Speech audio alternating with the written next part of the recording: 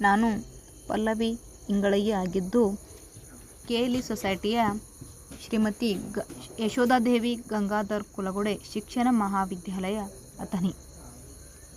ನಾನು B.Ed third ಸೆಮ್ನಲ್ಲಿ ವಿದ್ಯಾಭ್ಯಾಸ ಮಾಡುತ್ತಿದ್ದೇನೆ.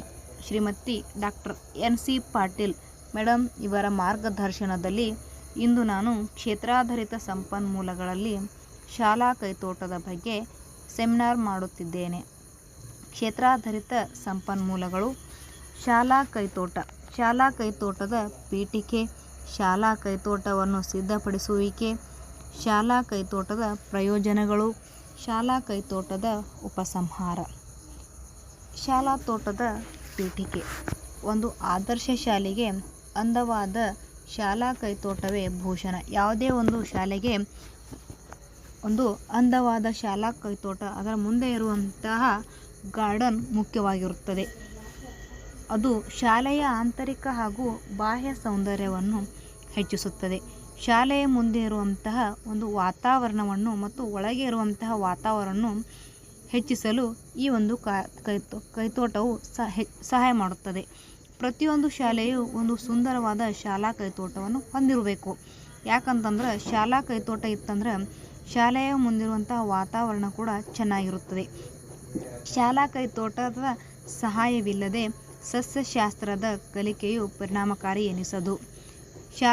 ಶಾಲೆಯ ಮುಂದೆ ಕೈತೋಟ ಅಥವಾ ಗಾರ್ಡನ್ ಇರ್ಲಿಕ್ಕಂತಂದ್ರೆ ಸಸ್ಯಶಾಸ್ತ್ರದ ಕಲಿಕೆಯು ಅಂದ್ರೆ ನಾವು ಯಾವುದೋ ಒಂದು ಸಸ್ಯಶಾಸ್ತ್ರದ ಬಗ್ಗೆ ಅಧ್ಯಯನ ಮಾಡಬೇಕಂತಂದ್ರೆ ಅದನ್ನು ಪ್ರತ್ಯಕ್ಷವಾಗಿ ನೋಡಿದ್ರೆ ನಮಗದ ಪರಿಣಾಮಕಾರಿ ಆಗ್ತೈತಿ.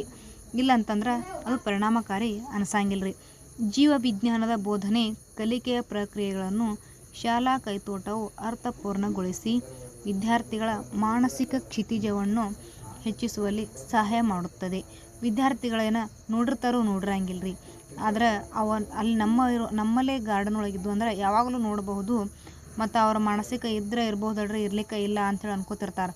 ಅದೇನೂ ಆಗಂಗಿಲ್ಲ. ಅದು ನಮ್ಮ ಗಾರ್ಡನ್ ಒಳಗೈತಂದ್ರೆ ನಾವು ಯಾವಾಗ ಬೇಕಾದಂದ ಅವ್ರಿಗೆ ತೋರಿಸಬಹುದು. ಆಮೇಲೆ ಅವರ ಮಾನಸಿಕ ಕ್ಷಿತಿಜವನ್ನು ಹೆಚ್ಚಿಸಬಹುದು. ಅಪ್ರತ್ಯಕ್ಷ ಕಲಿಕೆಗಿಂತ ಪ್ರತ್ಯಕ್ಷ ಕಲಿಕೆ, ಪ್ರತ್ಯಕ್ಷ ಅನುಭವ ಹೆಚ್ಚು ಪರಿಣಾಮಕಾರಿ ಎಂಬುದನ್ನು ಬೇರೆ ಹೇಳಬೇಕಾಗಿಲ್ಲ.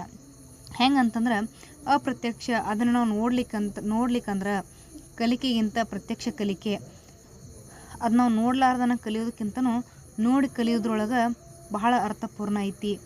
ಆಮೇಲೆ ನೋಡಿದೀವಿ ಅಂದ್ರೆ ಅದು ಹಿಂಗೈತಿ, ಇದರ ಆಕಾರ ಇದೈತಿ, ಇದರಿಂದ ಹಿಂಗೆ ಆಗ್ತೈತಿ ಅನ್ನೋದನ್ನು ಕೇಳುವುದಕ್ಕಿಂತ ಅದನ್ನು ನೋಡಿ ತಿಳ್ಕೊಳ್ಳೋದ್ರೊಳಗೆ ಬಹಳ ಅರ್ಥ ಇದೆ.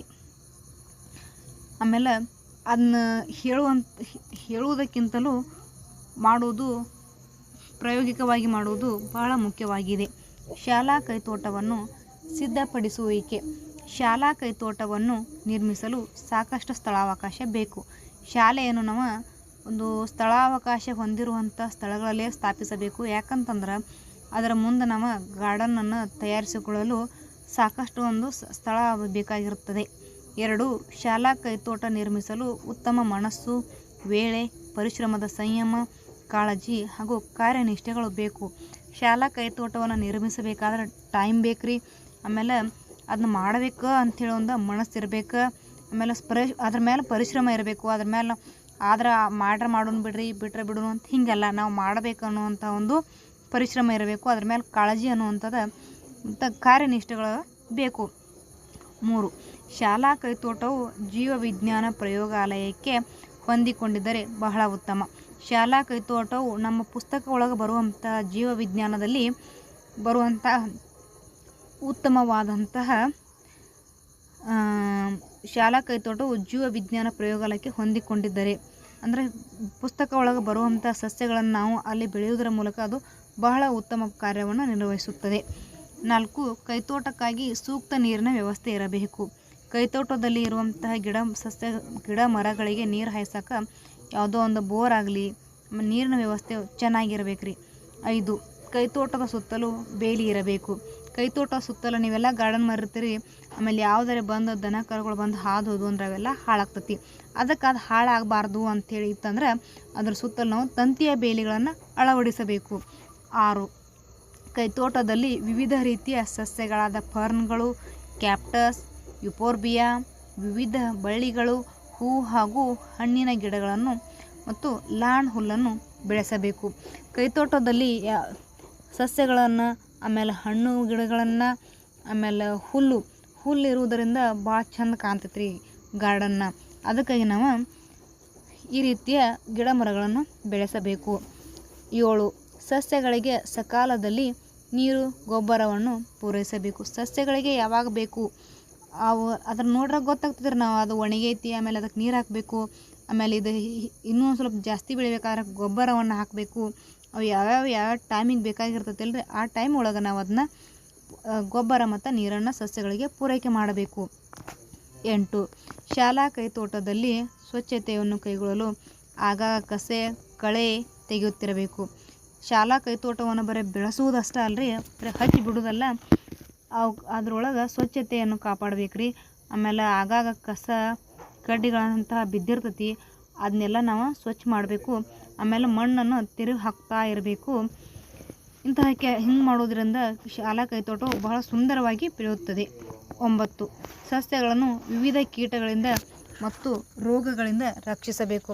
ಸಸ್ಯಗಳಿಗೆ ಈಗ ಇದೇನ್ರಿ ಥಂಡಿ ಬರ್ತಂದ್ರೆ ಅವು ಇದನ್ನ ಆಗ್ತೈತಿ, ಆಮೇಲೆ ಹುಳ ಬೀಳ್ತಾವೆ, ಅದಕ್ಕಾಗಿ ಕೀಟಗಳು ಬೀಳ್ತಾವೆ, ಅದರಿಂದ ನಾವು ಅವುಗಳನ್ನು ರಕ್ಷಿಸಬೇಕು. ಹಂಗೆ ಬೀಳಾರ್ದಂಗೆ ನಾವು ಔಷಧಗಳನ್ನು ಸಿಂಪಡಣೆ ಮಾಡಿ ಶಾಲಾ ಕೈತೋಟದಲ್ಲಿರುವ ಗಿಡ ಮರಗಳನ್ನು ಸುಂದರವಾಗಿ ಬೆಳೆಸಬೇಕು. ಶಾಲಾ ಕೈತೋಟದ ಪ್ರಯೋಜನಗಳು. ಶಾಲಾ ಕೈತೋಟವನ್ನು ಬೆಳೆಸುವುದರಿಂದ ನಮಗೆ ಏನೇನು ಪ್ರಯೋಜನಗಳಾಗ್ತಾವೆ ಅಂತೇಳಿ ತಿಳ್ಕೊಂಡ್ರಿ. ಪ್ರತಿಯೊಂದು ಶಾಲೆಯು ತನ್ನದೇ ಆದಂತಹ ಒಂದು ಶಾಲಾ ಕೈತೋಟವನ್ನು ನಿರ್ವಹಿಸುವುದರಿಂದ ಹಲವಾರು ಪ್ರಯೋಜನಗಳಿವೆ. ಅವುಗಳು ಯಾವ್ಯಾವು ಅಂಥೇಳಿ ಅವುಗಳ ಮಹತ್ವದೊಂದಿಗೆ ನೋಡೋಣ. 1. ವಿದ್ಯಾರ್ಥಿಗಳಿಗೆ ಸಸ್ಯಗಳ ರಚನೆ, ಭಾಗಗಳು ಹಾಗೂ ಅವುಗಳ ಕಾರ್ಯವನ್ನು ಕುರಿತು ನೈಜ ಪರಿಕಲ್ಪನೆಯನ್ನು ಒದಗಿಸುತ್ತದೆ. ಇಂಥ ಸಸ್ಯ ಯಾವುದೋ ಒಂದು ಹೂ ಐತೆ ತಿಳ್ಕೊರಿ, ನೀವು ಒಂದು ದಾಸವಾಳ ಹೂವು ತೊಗೊರಿ, ಬರೀ ಹಿಂಗೈತಿ ಅಂತ ಹೇಳುವುದಕ್ಕಿಂತನೂ ಅದು ನಮ್ಮ ಕೈತೋಟದೊಳಗೆ ಇತ್ತು ಅಂತಂದ್ರೆ ಅದನ್ನ ತಂದು ತೋರಿಸಿ, ಆಮೇಲೆ ಅದರ ಗಿಡ ಹಿಂಗಿರ್ತೈತಿ, ಅದು ಹಿಂಗೆ ಬೆಳಿತೈತಿ ಅಂತ ಹೇಳುವುದರ ಮೂಲಕ ಡೈರೆಕ್ಟ್ ಅವ್ರಿಗೆ ನೈಜ ಪರಿಕಲ್ಪನೆಯನ್ನು ವಿದ್ಯಾರ್ಥಿಗಳಿಗೆ ಒದಗಿಸಬಹುದಾಗಿದೆ. 2. ಶಿಕ್ಷಕರ ವರ್ಗ ಕೋಣೆ ಬೋಧನೆಗೆ ಸಸ್ಯಗಳು ಸಕಾಲದಲ್ಲಿ ದೊರೆಯುತ್ತವೆ. ಶಿಕ್ಷಕರ ಒಂದು ಪಾಠ ಹೇಳಬೇಕಾದ್ರೆ ಯಾವುದೋ ಒಂದು ಸಸ್ಯದ ಬಗ್ಗೆ ಹೇಳಬೇಕಾಗಿ ಬಂದಿತ್ತು ಅಂತ ಹೇಳಿದ್ರೆ ಅದು ನಮ್ಮ ಗಾರ್ಡನ್ ಒಳಗಿತ್ತಂದ್ರೆ ಅದನ್ನ ತಂದು ನಾವು ವಿದ್ಯಾರ್ಥಿಗಳಿಗೆ ಅವಾಗ ತೋರಿಸಬಹುದು. 3. ಶಾಲೆಯ ಆಂತರಿಕ ಹಾಗೂ ಬಾಹ್ಯ ಸೌಂದರ್ಯವನ್ನು ಹೆಚ್ಚುವುದು. ಶಾಲೆಯ ಆಂತರಿಕ ಒಳಗೂ ಇರ್ಬೋದು ಅಥವಾ ಹೊರಗೂ ಇರ್ಬೋದು, ಆ ಒಂದು ಶಾಲೆಯ ಸೌಂದರ್ಯ ಎಷ್ಟು ಚಂದ ಐತಿ, ಅದ್ರ ಮುಂದಿರುವಂಥ ಗಾರ್ಡನ್ ಎಷ್ಟು ಚಂದ ಐತಿ, ಅಲ್ಲಿರುವಂಥ ವಾತಾವರಣ ಚಲೋ ಐತಿ ಅಂಥೇಳಿ ಅದರ ಒಂದು ಸೌಂದರ್ಯವನ್ನು ಹೆಚ್ಚು ಮಾಡುತ್ತದೆ. 4. ವಿದ್ಯಾರ್ಥಿಗಳು ವಿವಿಧ ಸಸ್ಯಗಳು ಹಾಗೂ ಅವುಗಳ ಬೆಳವಣಿಗೆ ಕುರಿತು ತಿಳುವಳಿಕೆಯನ್ನು ಬೆಳೆಸಿಕೊಳ್ಳುವರು. ವಿದ್ಯಾರ್ಥಿಗಳು ಸಸ್ಯಗಳನ್ನ ಯಾವ ರೀತಿ ಬೆಳಿಬೇಕು, ಆಮೇಲೆ ಯಾವ ರೀತಿ ಅವು ಬೆಳವಣಿಗೆ ಹೊಂದುತ್ತವೆ ಅದರ ಕುರಿತು ತಿಳಿದುಕೊಳ್ಳುವರು. 5. ಬೋಧನೆಗೆ ಉಪಯುಕ್ತಕರ ಬೋಧನೋಪಕರಣಗಳನ್ನು ಪಡೆಯಬಹುದು. 6. ಪ್ರಾಣಿ ಪಕ್ಷಿಗಳು ಹಾಗೂ ಸಸ್ಯಗಳ ನಡುವಿನ ಪರಸ್ಪರಾವಲಂಬನೆಯನ್ನು ತಿಳಿದುಕೊಳ್ಳಲು ಸಹಾಯಕವಾಗಿದೆ. ಪ್ರಾಣಿ ಪಕ್ಷಿಗಳು ಇವುಗಳ ಸಸ್ಯಗಳ ಮೇಲೆ ಹೆಂಗೆ ಅವಲಂಬನೆಯಾಗ್ಯಾವು, ಹೇಗೆ ಅವುಗಳನ್ನು ಪಡೆಯುತ್ತವೆ ಎಂಬುದನ್ನು ಈ ಒಂದು ಶಾಲಾ ಕೈತೋಟದ ಮೂಲಕ ತಿಳಿದುಕೊಳ್ಳಬಹುದು. 7.